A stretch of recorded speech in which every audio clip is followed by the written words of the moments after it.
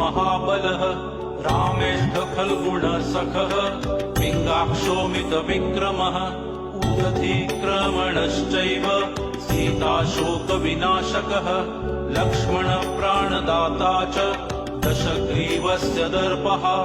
द्वादशैतानि नामानि कवीन्द्रस्य महात्मनः स्वापकाले पठे नित्यम् यात्राकाले विशेषतः तस्य मृत्युभयं नास्ति सर्वत्र विजयी भवेत्। हनुमानञ्जनासूनुः वायुपुत्रो महाबलः रामेष्ठ फल्गुणसखः पिङ्गाक्षोमितविक्रमः उदधिक्रमणश्चैव सीताशोकविनाशकः लक्ष्मणप्राणदाता च दश